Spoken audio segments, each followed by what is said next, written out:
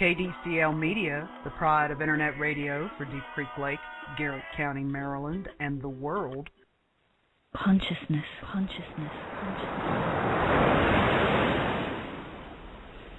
It's like the ocean.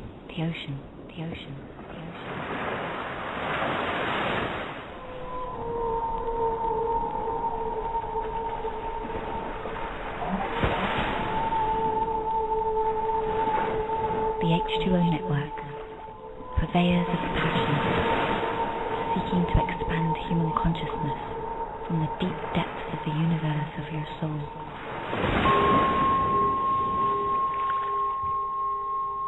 Greetings, family, and welcome to the H2O Network, and welcome to KDCL Media, the pride of Internet radio.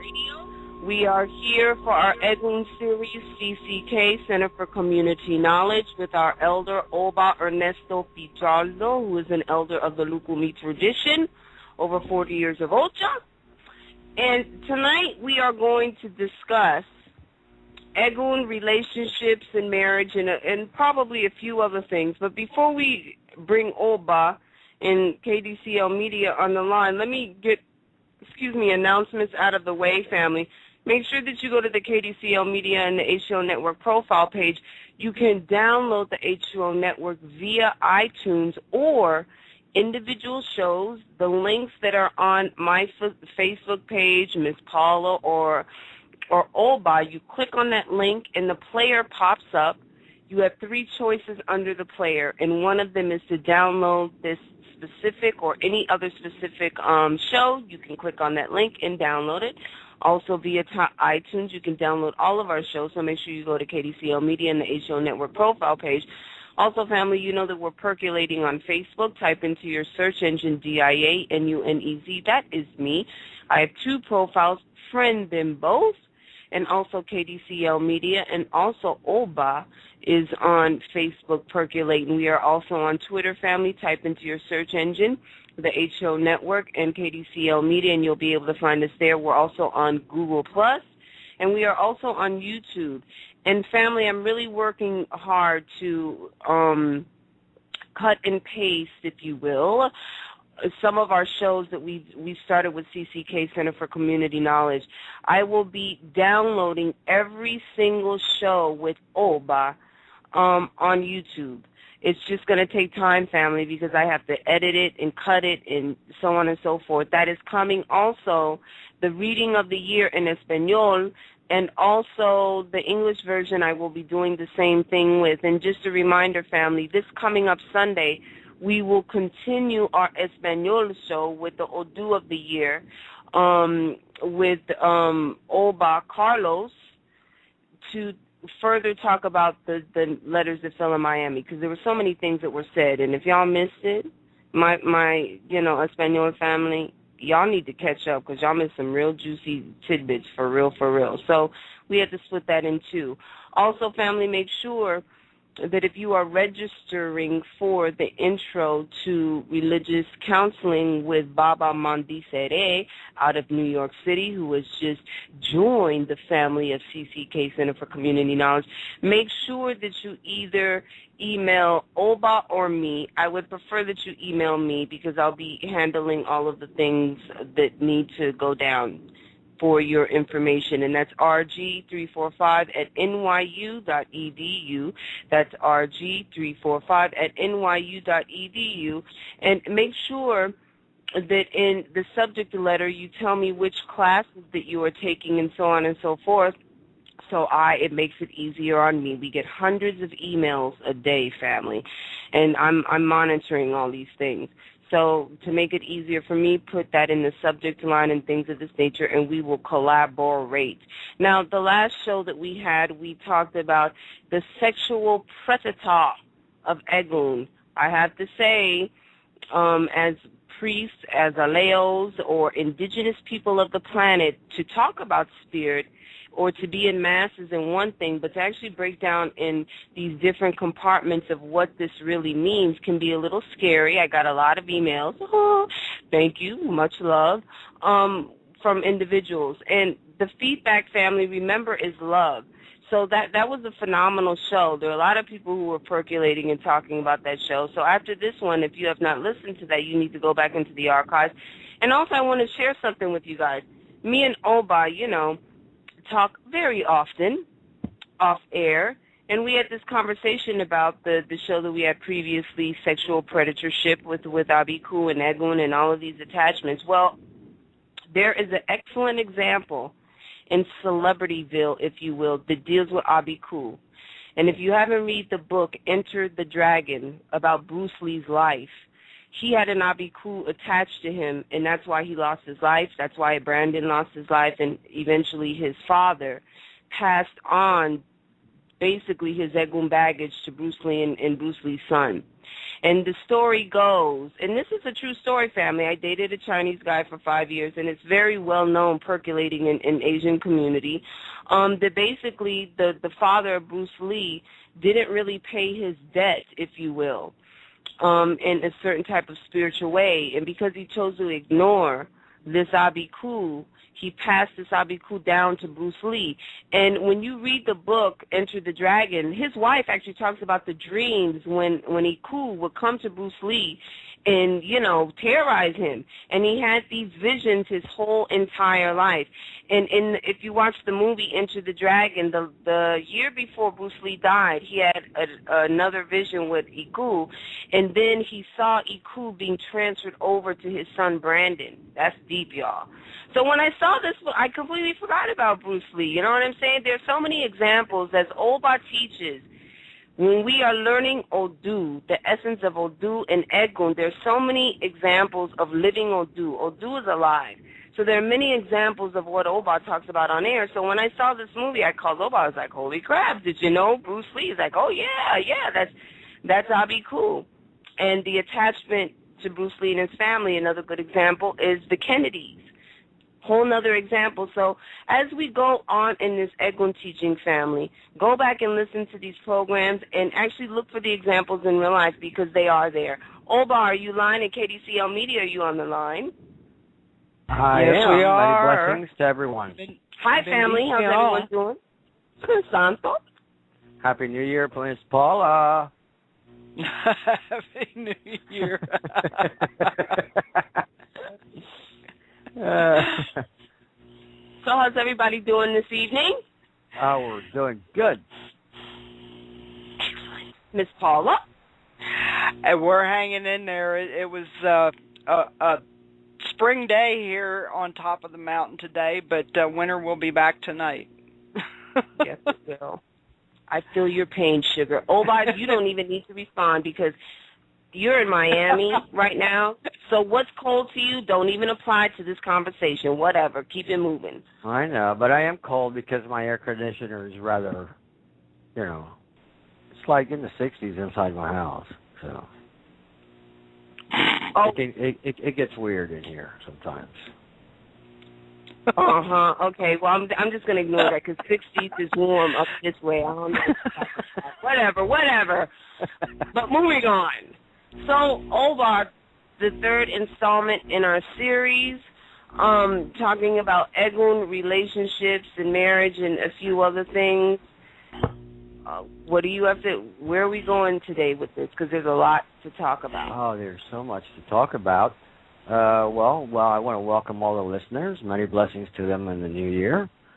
And those of you that have been suffering from spiritual intrusions, that's what this whole series is about. No one ever wants to talk about them, but we want to talk about them. And there's help. There's help. So the help begins with discussing this subject, which is touchy. It gets creepy for some people that aren't used to working in this realm of spiritual reality. But this is stuff that I grew up with all my life, watching my mom do it and help people and having these spirits come down and being removed and what have you. That was part of my entire world as I was growing up. It still is.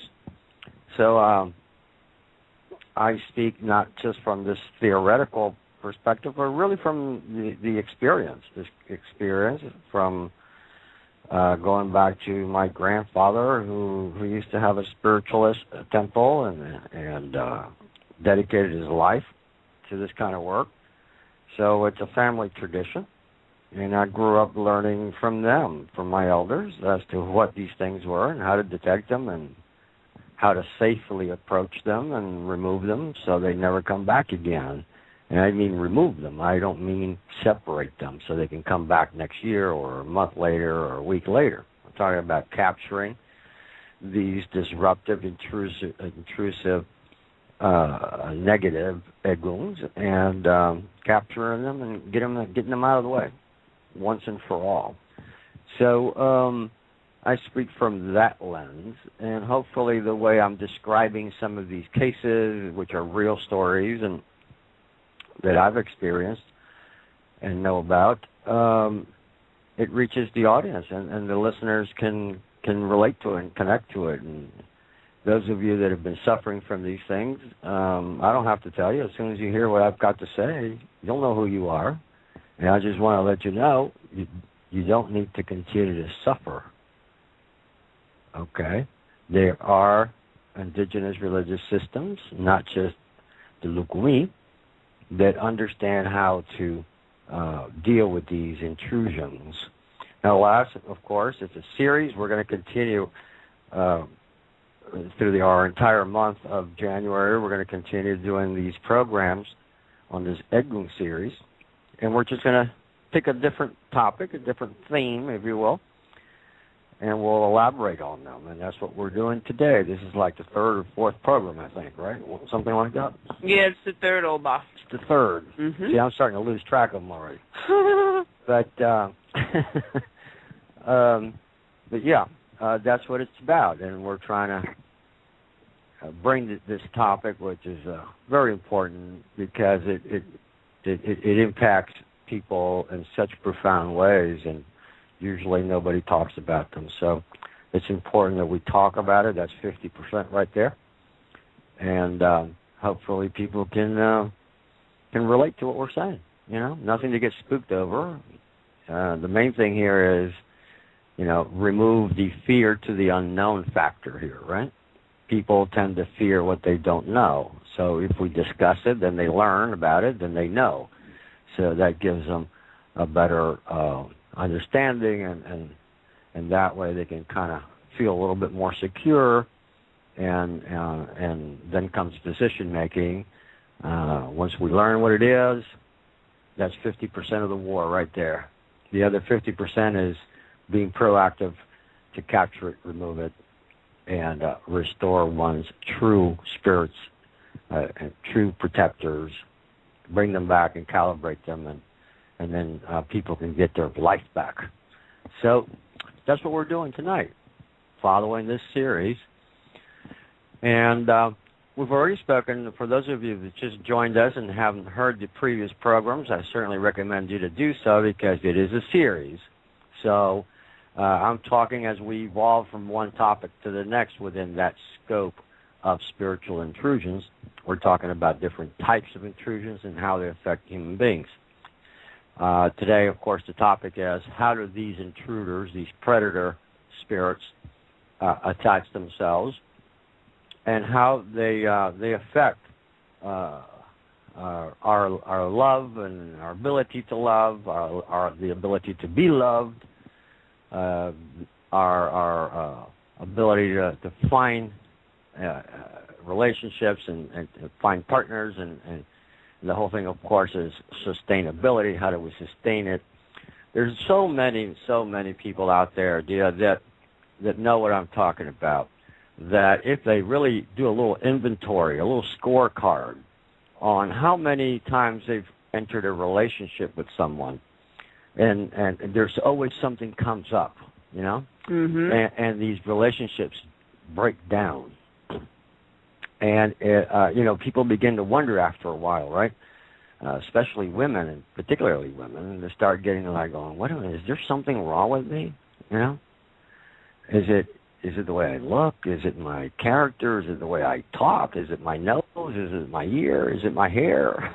What is it, And they begin to inflict this self-criticism and speculation about themselves. But then they look at the real world and they see the strangest of people with partners and loving and having a loving relationship. And you go like, wow, something must be wrong with me, because if these women, these other people like that, look like that, act like that, live like that, they can still find a positive partner and have a constructive relationship with someone that's long-lasting and rewarding. Why can't I, right? What can I? What's the mystery? And so this is the kind of stuff we want to talk about tonight. We want to talk to those women, particularly, that have a track record of these short, if you will, short-term relationships, and they just collapse. They don't develop into anything. The other kinds of relationships that we want to talk about is the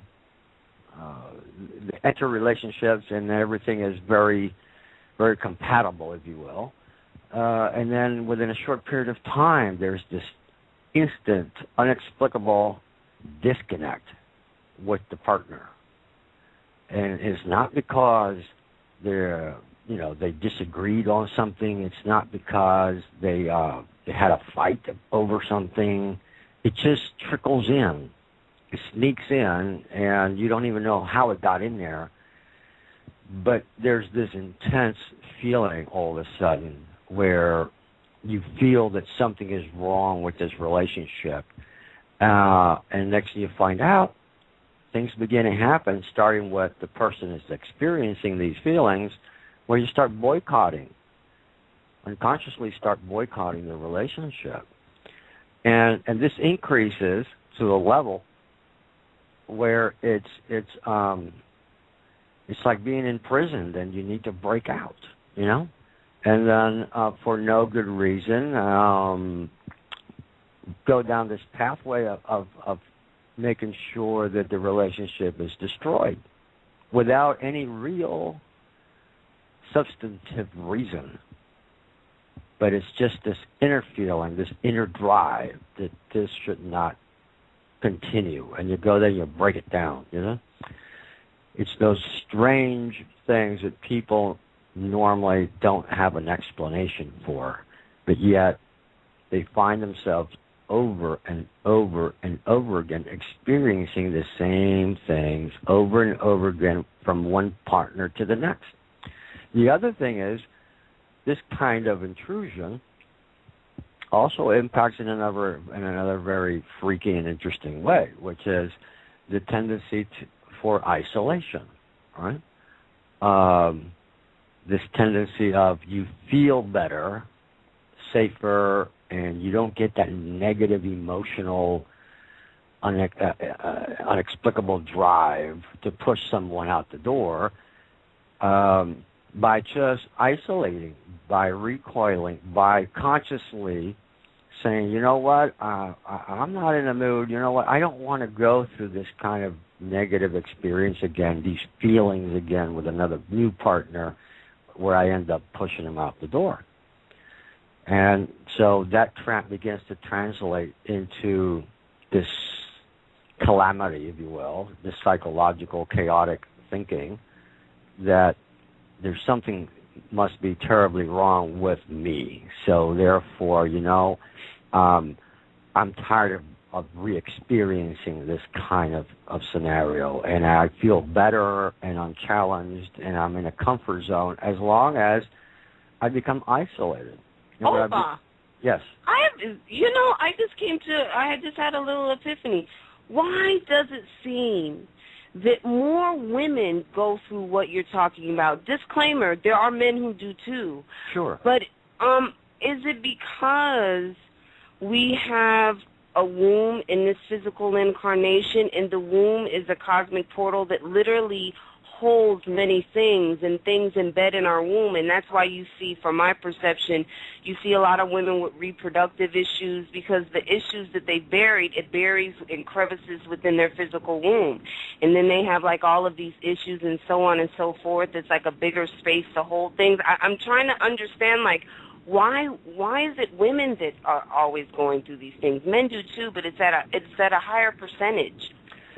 I would agree that, yes, overwhelmingly, at least in my 41 years of religious practice, and certainly I would speak for my mother, who is 82 years old, and she's been practicing this stuff all her life, that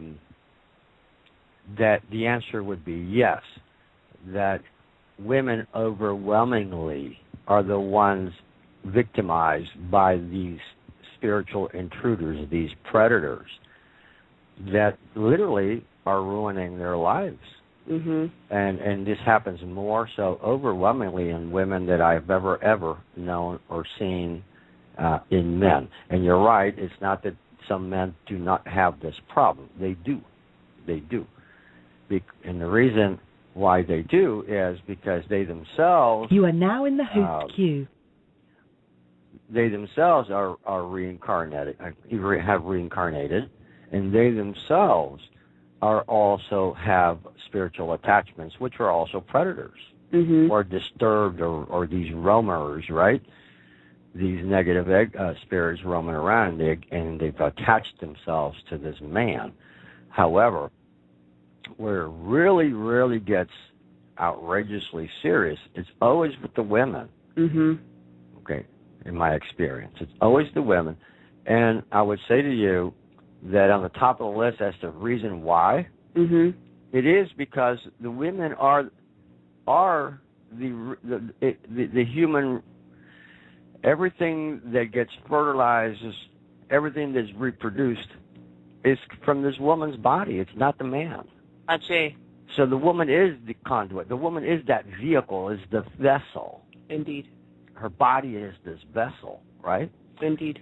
That brings back the reincarnated child, the newborn, et cetera, et cetera, et cetera. So these predator spirits overwhelmingly go after and victimize the women because the women are the vessel. And it's funny you say that, because I just thought of something else. You know, you always give me a brain massage, Oba. You really do. Like, the floodgates open. One of my perceptions since I'm incarnated in the flesh as a woman, women, our portal we're not only a walking portal 24/365. It activates to the 3 millionth degree every 28 days in that cycle. Yes. We are opening up the cosmic portal within our womb that opens up every time we bleed onto this earth. In fact, that's one of the most vulnerable moments for these predator spirits. Ache. Yes. And we connect with the cosmos. Therefore, we are able to bring down Egun from the ethers, which there is a Luku name for, and we bring them in through our body, unbeknownst to a lot of women. That's why I always tell women, understand your womb and what your cycle really means, because it's more than what it's perceived to be. But you're right. Yeah, it is certainly, you're correct. It is certainly much more profound than just the physical, if you will, menopause, or even the menopause, but actually the menstrual cycles, you see? Those moments, those shifts in the body, in the chemistry of the body, and so on and so forth, that whole energetic process, at that moment, women are most vulnerable from a psychic, from a spiritual standpoint. Absolutely. It is, we're talking about predator spirits that roam the earth, which are highly materialized and materialistic, you see? And so, men don't go through this. It's women that go through this. Men don't have that vulnerable moment. Women do, and they do so every month, you see? And so, they're easy prey. for these predator type of spirits. Absolutely. And for those of you that have already heard the previous programs, I've already defined and established what kind of archetype and types of spirits we're talking about. Those aren't in heaven. Those aren't in hell. Those are right here on earth, roaming around, and seeking for vulnerabilities and ways to attach themselves.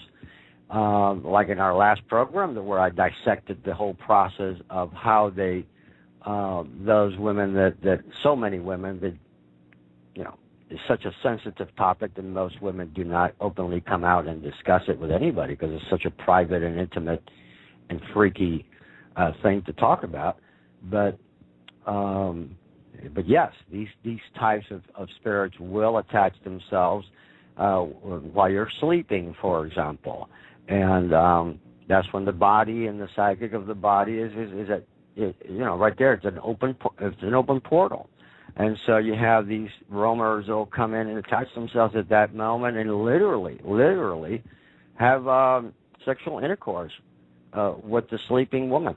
And they attach themselves, and the more they attach themselves, the more empowered spiritually, energetically speaking, the more and more empowered they're becoming, the more materialized they're becoming.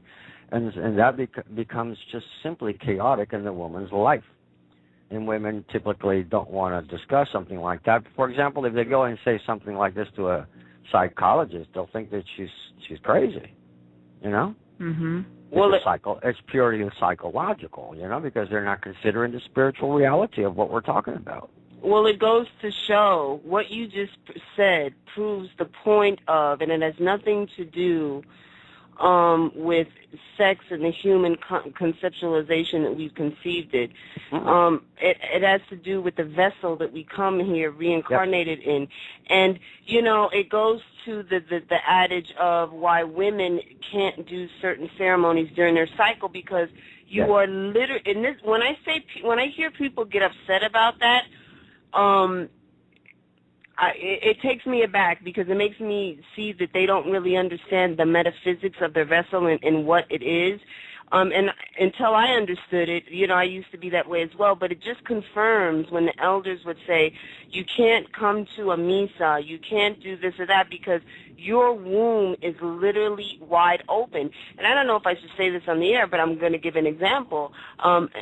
We had a conversation about you being at a misa many, many, many eons ago, and someone sitting down in a mass with their cycle, and they were told not to, and an Egun actually came down and tried to, went into her crotch area and tried to pull things out, not just physically, but spiritually. Yeah, I've seen that many times, actually. So when you said that to me, that was quite profound, because, women, we need to be more understanding, going back to understanding not just the physicality, the physiology of this vessel, but the metaphysics and what these vessels represent, because we are literally wide open. We are walking cosmic wombs. We are walking odus, as everyone else is, but it's on a different level with the woman, because we carry the odu within our body. In fact, I've seen in rare cases, but I've also seen it live in front of me, not being told. I've been in these masses where some woman has gotten possessed by a female spirit, and I've seen the female spirit go straight towards a man and try to do the same. Wow. Yeah, absolutely. And at that moment, since we're in masses where people, well organized and the right types of mediums were there and so on and so forth, they basically allowed the entry of this phenomena. The phenomena went straight to this man's crotch, and then at that moment it was fabulous, because that's where it got captured and eradicated. Mm-hmm. Well, then that goes to confirm another thing. Men, and we've talked about this many times on off air. But wait a minute. Let me give you the reason why that happened in two. I know of two cases where it was identical. Mm-hmm. These were in different moments and in different years where I saw this, but it was two instances, although rare but true, where the men had had sex with a woman 24 hours prior to walking into this mass. That's very interesting. Well, since you said that, you took me there because I was thinking it. I took you there. You took me there, Oba. So, from my perception and how I've understood it, you just confirmed something for me. Women, I just explained how women are opened up. Men are opened up through their testicles. In gestation, in the womb, we are all women, and when we incarnate into this physical reality, the male version of us, the womb comes outside of the body and it becomes the testicles, and it gets activated through sex. Right. And that's when Abiku and things can attach to men during that sexual cycle through a woman, and then a 24-hour or maybe 48-hour period after sex, because that sexual channel is still open. So you just confirmed, unbeknownst to a lot of people, men also have wombs, except it's outside of your body. It's activated in a different type of way, and it pulls in Abiku in a different type of form. Yes, and also another reality there is that those men could have very easily had sex with a woman who has some attachment. Mm-hmm. Or, that's one possibility. The other possibility also is where the man himself may not know it and has an attachment. Indeed. And these things operate, like I've said in previous programs, they come in clans. They come in groups. It's not just one. So in this mass, in these two specific instances that I'm recalling right now, sure, they allowed the primary Egun, right, the one in charge of the clan, if you will, to step forward and try to manifest itself and take over in a physical sense, only to be trapped and removed, right? Right. But why did it go to that person when there were many other men in these masses? So it was not a random thing, you see? Mm-hmm. It went straight to this particular person, this particular man. So that is also a possibility, that the man could also have or be vulnerable at that moment to attachments of its own. So it attachment goes and tries to connect to something else, someone else that also has an attachment, because that's how they operate. They operate in clans. So for men, do you think that the attachment per se is more? My grandmother used to have an old saying of generational curses, if you will. Well, generational curses, we have many, we have Odus that teach us and explain to us when it becomes generational. Like in the case of that you cited about Bruce Lee and the Kennedys and so many other. Those are generational. Absolutely. But that's a particular type, isn't it? Mm-hmm. Which those are we call we identify them as a family curse, if you will, so that we don't call those forces and so on and so forth. We just identify them as there's a curse in the family, you see? Mm-hmm. There's a spiritual curse in the family. Yeah, well, that's what we're referring to. We're referring to that. When the elders die, those attached souls remain in the family. They do not depart. They stay here, and they just keep passing. They pass themselves from one to the next, from one to the next. It's like a chain, and you're just adding chain links to the chain. Because I knew a habitual cheater.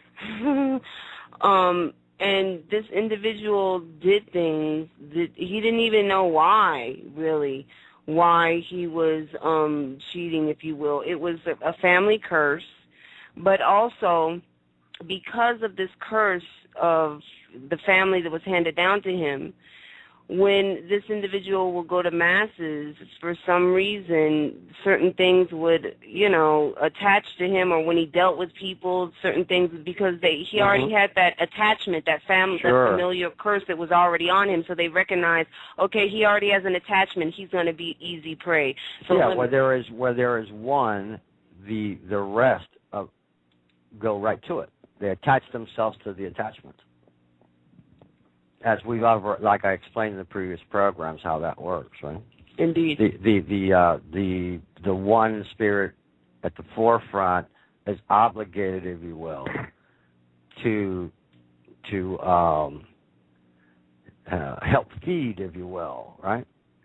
To keep the others alive. So once one comes in the door, you know that there's others walking in through that same pathway, that same portal. And when it becomes generational, my goodness, these aren't just attachments. That's it. This is an ongoing process from one to the next. And they will, over each person's lifetime in that family, there's a very distinctive way of diagnosing how there's a group of things that are known to be consistent with how they manifest on the male's lifetime, and there's a host of other things that we know, which is when they attach themselves, we know that how they cause different and how they manifest differently among women in that cursed family line. But as we were saying, the worst end of the stick, it's always the women, because when we're dealing, for example, on a family curse, it's always about them burdening the female, because the female is that conduit. It is that female portal that opens up. It is that female that gets fertilized. It is that female that procreates. It is her body that bears children, not the men. Now, what happens if it's a family thing, or even in cases where it's not, but it's severe, you have such a materialized presence or takeover, if you will, of the human living person on the female, that female in her lifetime, that Egun is out through her physical body, is drawing in, is being attracted, pulls in people that are suffering from the same. And that's what makes this program so relevant.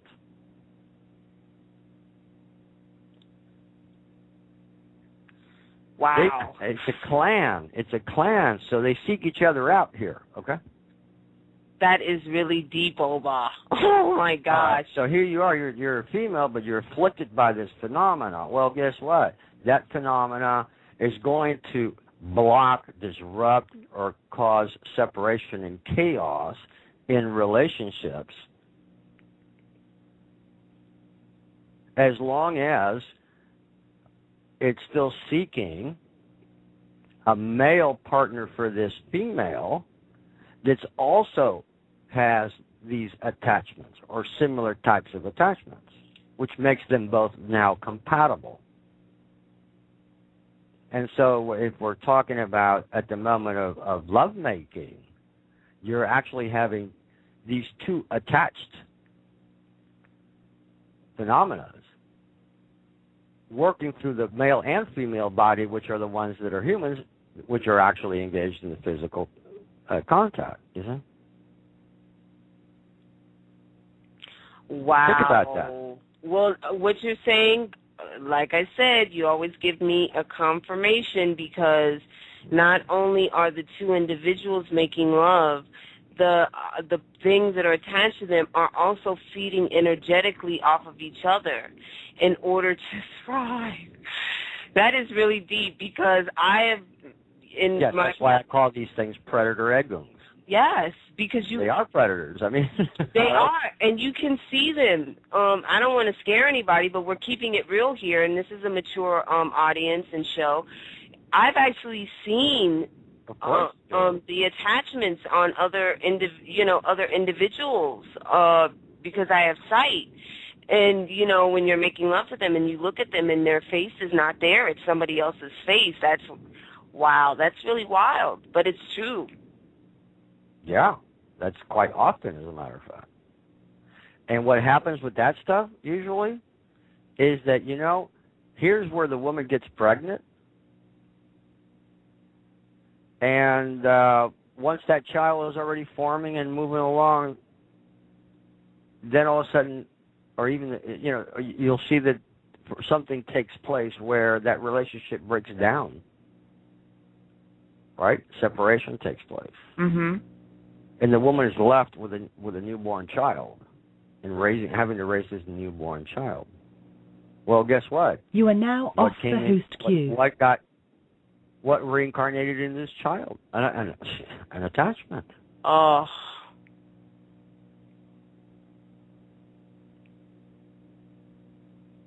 I'm speechless. That's just really profound. Yeah. So this happens quite often. Quite often. It's incredible. Now, this is why one of the things that we have in our religious system is that we know how to diagnose this stuff, and, if you will, rid people from being affected or afflicted in this and other more profound ways. The main thing is, how do we go about it? How do we do this? Well, folks, where's your scorecard? Take it out, look at your lives, and look at, is there this pattern, right? And this pattern, not just with yourselves as you're listening to this program, but start thinking about those before you in the family. Look back to mom. Look back to your grandmas. You see? And there's where that whole generational chain begins to develop. Indeed. And so if your scorecard is scoring high on what we're saying, then you really need to go and get some help. Go to someone that you trust, first and foremost, and someone that you're aware, that you know, that you qualify, that the person knows how to handle these rare,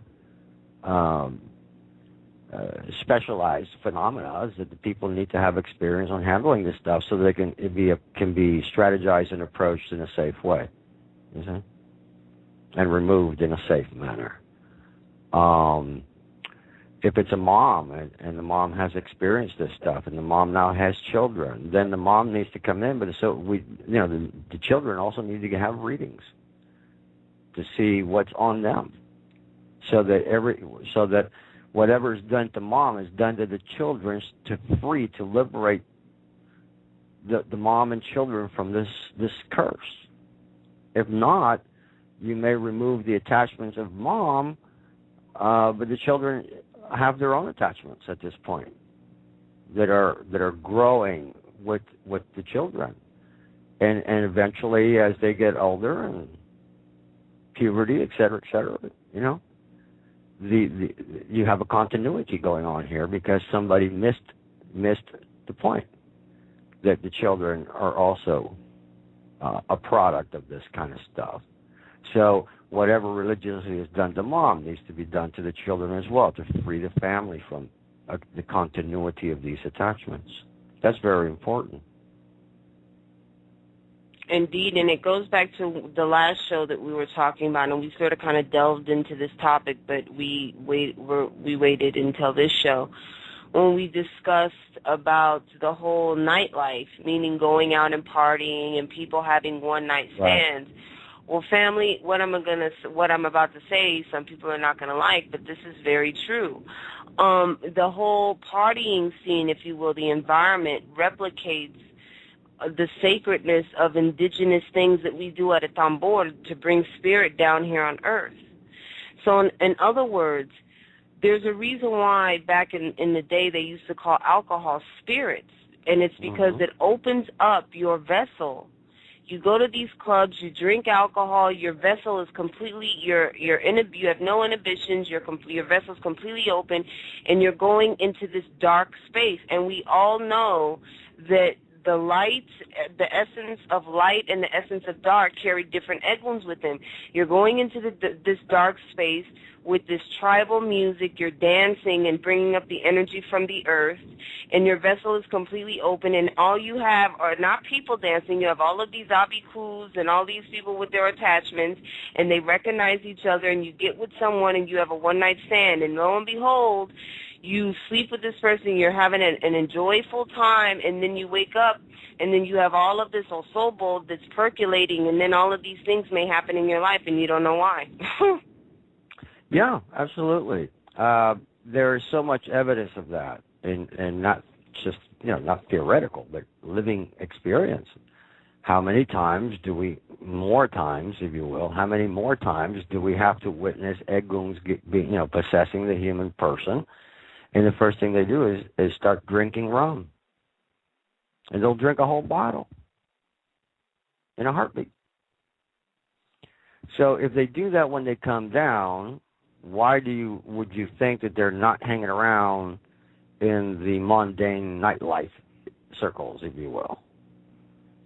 Where it's not just only booze, but drugs and everything else. The higher you get, the more open and less control you have of your portal. You're becoming more and more wider open for free for all. It becomes a free for all, and yeah, one of the things that we do religiously,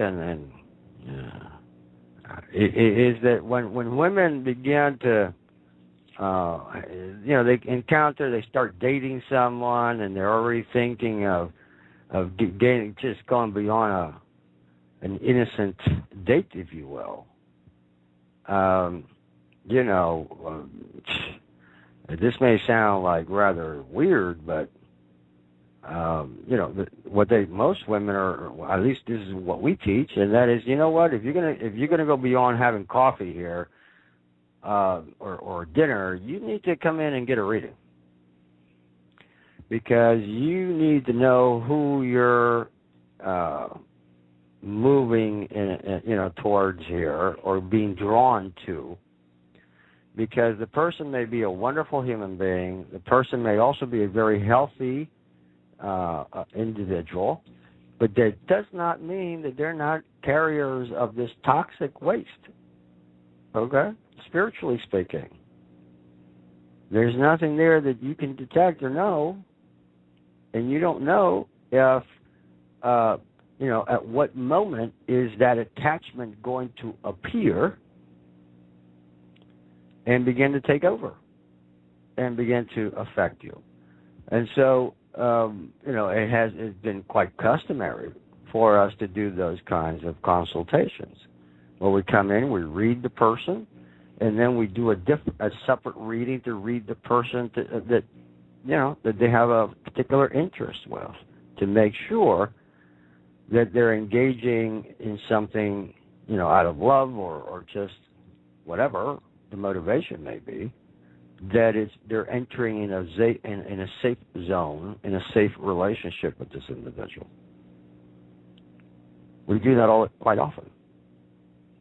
So, some women may say, oh, wow, that's rather controlling, and it takes away my free will. And actually, it doesn't.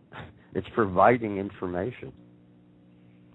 Free will is still there. You decide what you want to do with it, If you want to engage and risk attachments, well, fine. If you don't want to risk attachments and play it safe, then use the information that's being provided through the readings, is it? So it's not just a matter of human compatibility. We're concerned here is this spiritual compatibility, that it's loving, that it's true, that it's honest, that it's genuine, and it's free from attachments that could become extraordinarily chaotic in the person's life. We're looking for the osobos here, not the,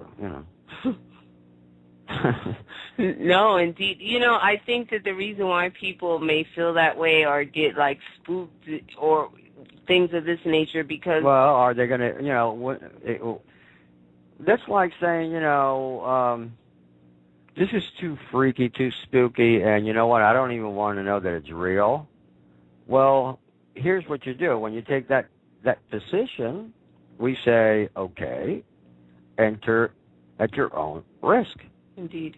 Why would you not want to know? Because, your life and your safety is at stake here. Why would you not know? What about if the guy that you're dating or starting to date because you don't want to know, right? You want to keep it at just at this human level. For all you know, that guy has got an attachment, and the attachment is about to take that guy's life. How about if that Egun decides the opportunity arises to take that guy's life in a car accident or something like that, the right moment arises where that Egun is present or causes it to take place, and guess what? Who's in the car? You are. And you either get maimed for life, or you get or you die with them. And as soon as your soul separates from the physical body, those Eguns, those predators, are sitting there ready to welcome you to their clan. These things are real. Woo, that's deep, Oba. That is very deep and profound. And like, what would you not want to know? Well, I completely agree with you. And as I've always said, and KDCL Media has said, we as practitioners, just being indigenous people, whether you're Lukumi or American Indian or whatever, it doesn't matter. We have to stop thinking in a Christian Judeo type of way, meaning compartmentalizing, going to church on Sunday and living your life. There's a whole reality, if you will. That those religious activities don't remove these predators. Indeed, just like going to a misa. We go to the misa, we do ceremony, and then we just live our life any old way, and we're collecting all of these, collecting dust. Going to a misa, and the people in the misa did not open correctly. Actually, if the misa was not prepared correctly, it was not then officiated correctly, or if the misa at the end was inefficient in cleanup, in spiritual cleanup, you could have one of these predators standing outside the door of the building, waiting for people to come out and attach themselves right there. Because why? Because they thought that the misa cleaned out the atmosphere, and it didn't. That's right. Mm-hmm. Or they're too busy with their cell phones or whatever, Indeed. They're distracted.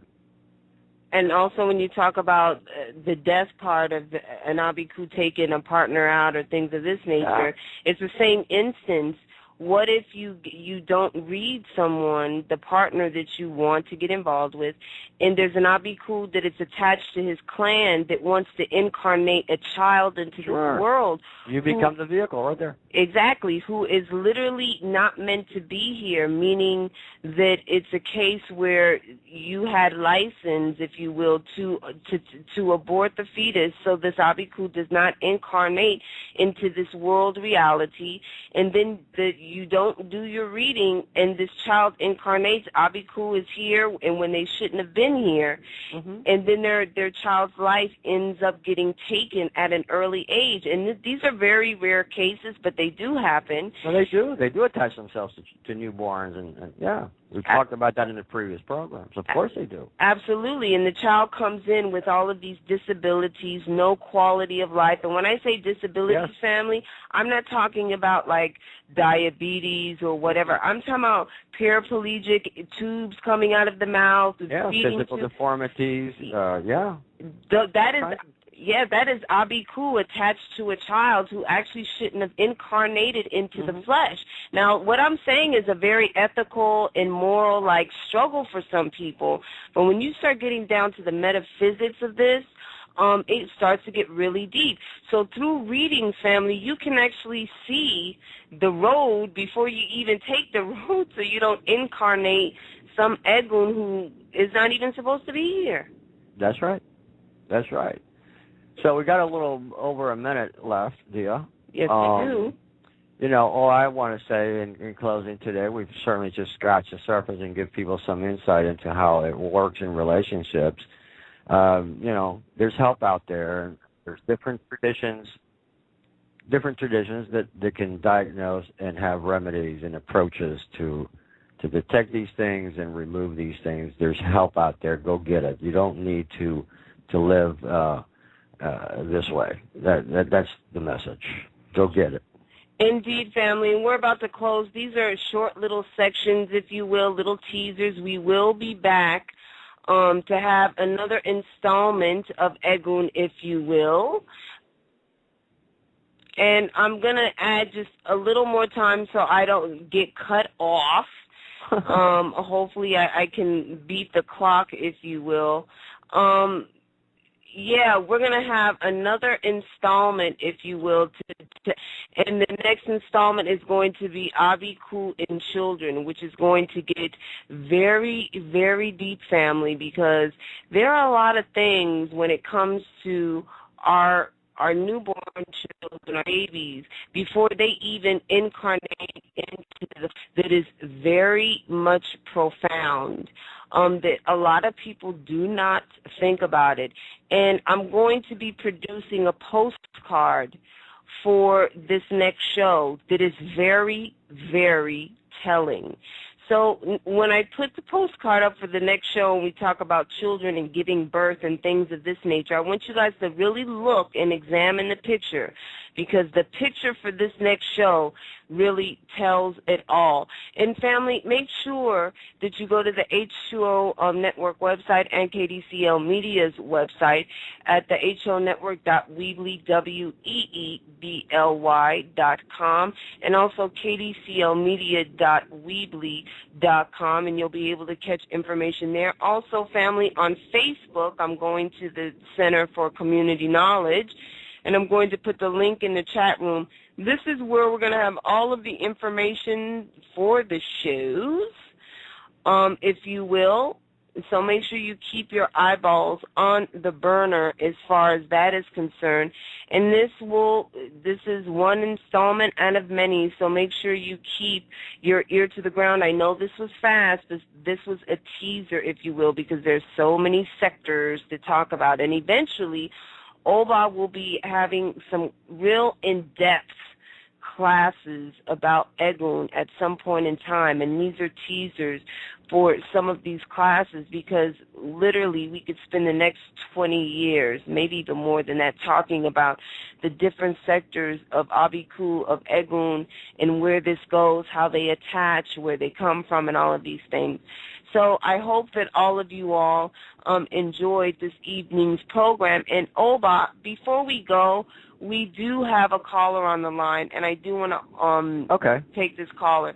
Caller from 857-334, you're live on the air. Hello, caller from 857. Hello, don't get shy. Your hand was raised. They just dropped. Sorry. Okay. they got a little scared there. Miss Paula, do you have any announcements or anything that you'd like to say before we close? No, we're have our regular schedule. We're back on schedule, and we'll be back on air at 8 p.m. tomorrow evening with our usual installment of Over the Road. You got any questions over there, Paula? No, we've Lacey and I have had a really good chat about what you've been talking about, and but no questions. You've been very clear and succinct. Okay, great. Fabuloso. Fabuloso. Hold on one second. We have a lot of people in the chat room on the HO Network side. Family, are there any questions that you have before we get off the air? To speak now for forever hold your peace. They're like crickets. Everyone's thinking about what you said. Well, go back into the archives, family. Listen to the show. Email us if you have any questions. Remember, you can find the three of us on Facebook. And we will see you soon, family. We send you lots of love. Make sure you check out the website. Have a good evening, everybody. Good night.